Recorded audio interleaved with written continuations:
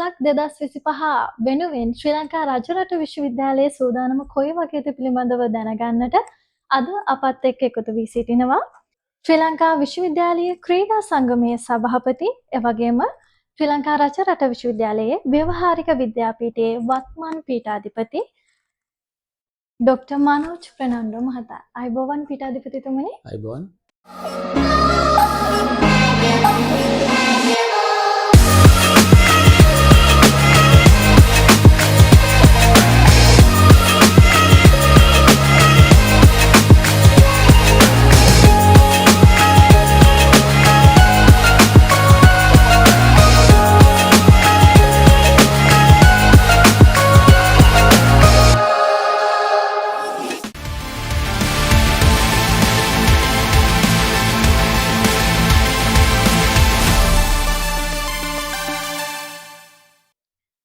අයබෝවන් සුබ දවසක්.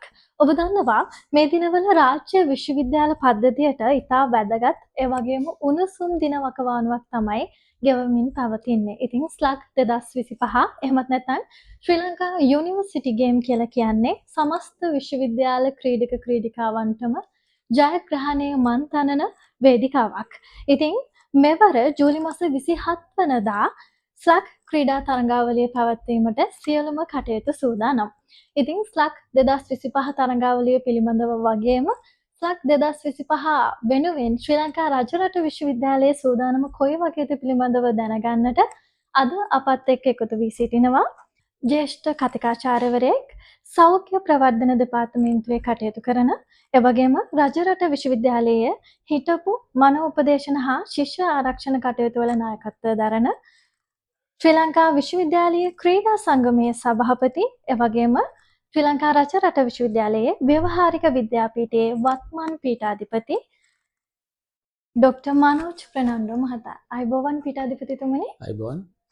පීඨාධිපතිතුමනි, සියල්ලට ප්‍රථම ස්ලක් 2025 තරඟාවලිය පිළිබඳව කතා කරන්නට මත්තෙන් මම දැනගන්න කැමතියි මොකක්ද පීඨාධිපතිතුමනි මේ ස්ලක් ක්‍රීඩාවලිය කියලා කියන්නේ? බොහොම ස්තුතියි මේ සාකච්ඡාවට ආරාධනා කිරීම ගැන. මොකද මේකේ තාම වැදගත් අවස්ථාවක්. ශ්‍රී ලංකා යුනිවර්සිටි ගේම්ස් හෙවත් ශ්‍රී ලංකා විශ්වවිද්‍යාලීය ක්‍රීඩා උළෙල කියන්නේ වසර දෙකකට වතාවක් පැවැත්වෙන ලංකාවේ සියලුම රාජ්‍ය විශ්වවිද්‍යාලවල ක්‍රීඩක ක්‍රීඩිකාවන් දායක වන ඉතා වැදගත් ක්‍රීඩා උළෙලක්. මේක විශ්වවිද්‍යාලවලට විතරක් නෙමෙයි වැදගත් වන්නේ.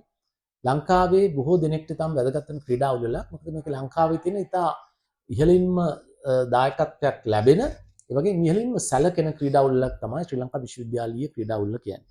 ලංකාවේ පිළිගත් රජයේ විශ්වවිද්‍යාල 17ම ශිෂ්‍ය ශිෂ්‍යාවන් මේකට සහභාගී වෙනවා. ඉතින් වසර දෙකකට වතාවක් මේක සිදුවන නිසා බොහෝ සිසුන් මම හිතන්නේ මේ වසර දෙකේම සූදානම් වෙන්නේ මේ ශ්‍රී ලංකා විශ්වවිද්‍යාලයේ ක්‍රීඩා උළෙල පිළිබඳව. ඉතින් මේ ක්‍රීඩා උළෙලේ සත්කාරකත්වය මෙමර හිමි වෙලා තියෙන්නේ අපිට එවත් රජරට විශ්වවිද්‍යාලයට. ඉතින් ඒ නිසා රජරට විශ්වවිද්‍යාලය අපි මේ ක්‍රීඩා උළෙල සඳහා ඉතා ඉහළින්ම සූදානම් වෙලා ඉතා හොඳ අත්දැකීමක් අපේ සියලුම විශ්වවිද්‍යාලීය ක්‍රීඩක ක්‍රීඩිකාවන්ට ලබා දෙන්න බලාපොරොත්තු. එතකොට සර් ස්ලක් 2025 සඳහා කොහොමද රජරට විශ්වවිද්‍යාලයේ සූදානම කියන්නේ ස්පෝර්ට් කවුන්සිල් එක පැත්තෙන් වගේම සමස්ත විශ්වවිද්‍යාලයේම කොයි වගේ සූදානමක්ද තියෙන්නේ? ඔව් අත වශයෙන්ම මේ වෙලාවේ අපි විශේෂයෙන්ම සඳහන් කරන්න ඕනේ අපේ විශ්වවිද්‍යාලය ප්‍රතිපාදන කොමිෂන් සභාව අපේ විශ්වවිද්‍යාල ප්‍රතිපාදන කොමිෂන් සභාවේ තියෙනවා විශේෂ ඒකකයක් අපේ ක්‍රීඩා පිළිබඳව ක්‍රියාත්මක විශේෂ කමිටුවක්. එහි දායකත්වය, ඒ සභාපතිතුමාගේ දායකත්වය, උපසභාපතිතුමාගේ දායකත්වය ඉතා ඉහළින් මේකට ලැබිලා තියෙනවා. ඒ සඳහා මුදල් ප්‍රතිපාදන වෙන් කරලා තියෙනවා. ඊට අමතරව විශ්වවිද්‍යාලයේ පැත්තෙන් අපි වැඩබලන පුකුලතුමාගේ මැදිහත් වීමෙන් මේට අවශ්‍ය ප්‍රතිපාදන වෙන් කරගෙන තියෙනවා. ඉතින් අපි දන්නවා ලංකාව වගේ රටකට තියෙන ප්‍රධානම ගැටලුවක් තමයි මේ මුදල් සීමා සහිත වීම. නමුත් මේ සීමා සහිත මුදල් ප්‍රමාණය හරි අපි ඉතාමත් අර පරිස්සමෙන් පාවිච්චි කරමින් අපි බලාපොරොත්තු වෙනවා මේ විශ්වවිද්‍යාලීය ක්‍රීඩා උළෙල ඉතා ඉහළින්ම සමරයි. ඒකට විශ්වවිද්‍යාලයේ පැත්තෙන් දැනට අපි මුදල් වෙන් කරගෙන මේ කටයුතු සඳහා ආරම්භයක් ලබා දීලා තිනවා. වාසනාවකට මේ විශ්වවිද්‍යාලයේ සතුව ඉතා හොඳ සම්පත් කීපයක් තියෙනවා.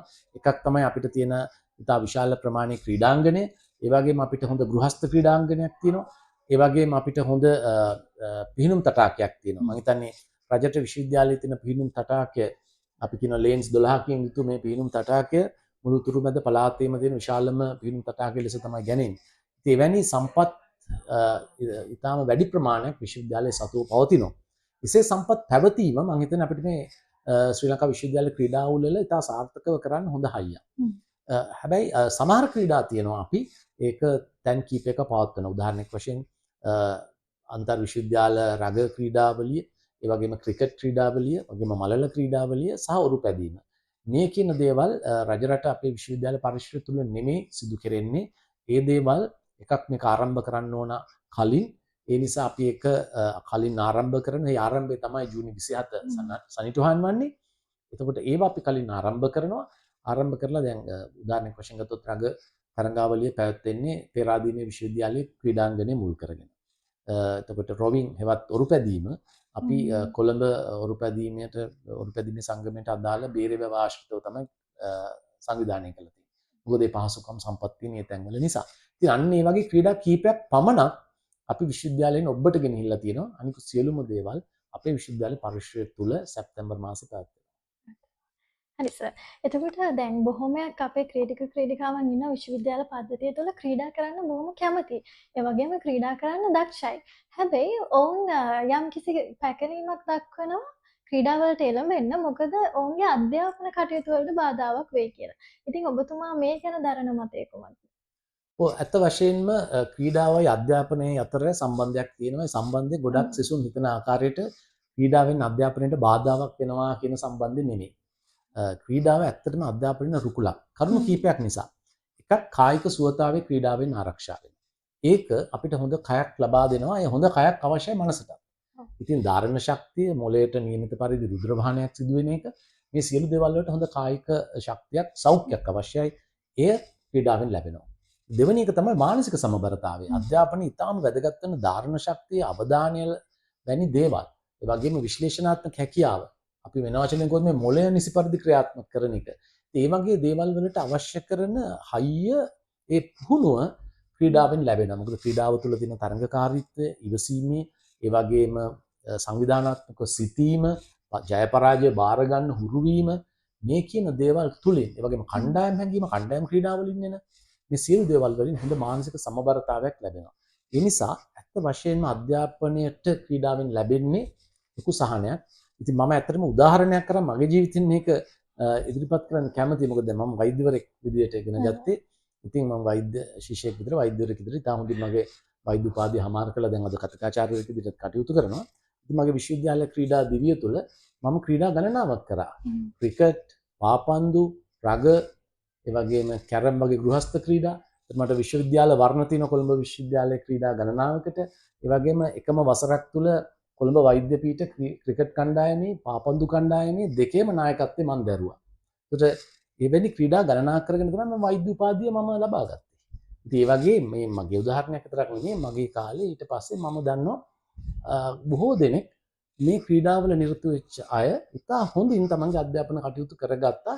ඒ තුලින් අධ්‍යාපනයට විතරක් නෙමෙයි, අනාගතයේ අපි බලාපොරොත්තු වෙන මේ ජීවන සමබරතාවය ඇති කරගන්න ක්‍රීඩාවෙන් ලොකු පිටුවහලක් ලැබෙනවා. විශිෂ්ට ගුරුවරයෙක්. ඉතින් ගුරුතුමනි විශ්වවිද්‍යාලය තුළ විශිෂ්ට නායකයෙක්, ඒ වගේම ගුරුවරයෙක්, මනෝපදේශකවරයෙක්, මේ සියලුම භූමිකාවන් වල කටයුතු කරන ආචාර්යවරයෙක් විදිහට අවසාන වශයෙන් අපේ විශ්වවිද්‍යාල සිසුන්ට දෙන්න තියෙන පණිවිඩය කොයි වගේද? අත් වශයෙන් මේ පණිවිඩය මම ක්‍රීඩාවත් සමග මුසු කරොත් එහෙම එකක් තමයි ක්‍රීඩා කරනවා කියන්නේ ජයග්‍රහණය ලැබීමටම කරන දෙයක් නෙමෙයි. මේ ක්‍රීඩාවේ නිරත වීම තරඟවලට පමණක් නෙවෙයි, එදිනෙදා පුළුවන් හැම වෙලාවෙම ක්‍රීඩාවක නිරත වෙන එක.